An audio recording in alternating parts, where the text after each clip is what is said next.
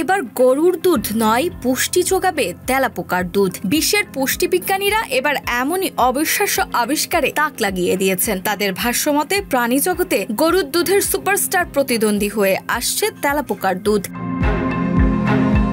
গবেষণায় দেখা গেছে প্রশান্ত মহাসাগরে ডিপ্লোপটেরা পাসকোটাটা প্রজাতির তেলাপোকা অন্য সাধারণ তেলাপোকাদের মতো নয়। এটি সরাসরি জীবন্ত শিশু জন্ম দেয় এবং তাদের পুষ্টির জন্য দুধের মতো একটি তরল নিঃসরণ করে। এই তরলটি প্রোটিন ক্রিস্টাল সমৃদ্ধ, যা শক্তিশালী এবং পুষ্টিতে অত্যন্ত উচ্চমানের।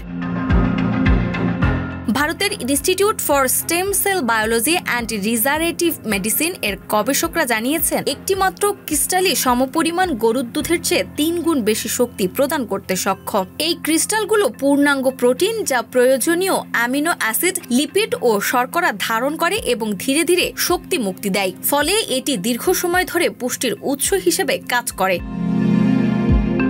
তবে খারাপ খবর, এই সুপার ড্রিঙ্ক সরাসরি বাজারে পাওয়া যাবে না। প্রতিটি তেলাপোকা মাত্র সামান্য দুধ দিতে পারে। বিজ্ঞানীরা এখন ইস্ট বা খামির ব্যাকটেরিয়াকে জৈব প্রযুক্তির মাধ্যমে এই ক্রিস্টালগুলো নকল করতে চেষ্টা করছে।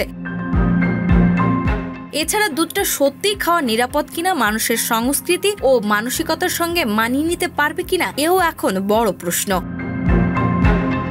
তবুও পোকা ভিত্তিক এই সুপার প্রোটিন ভবিষ্যতে খাদ্য সংকট ও জলবায়ু পরিবর্তনের জন্য এক নতুন আশার আলো হয়ে উঠতে পারে।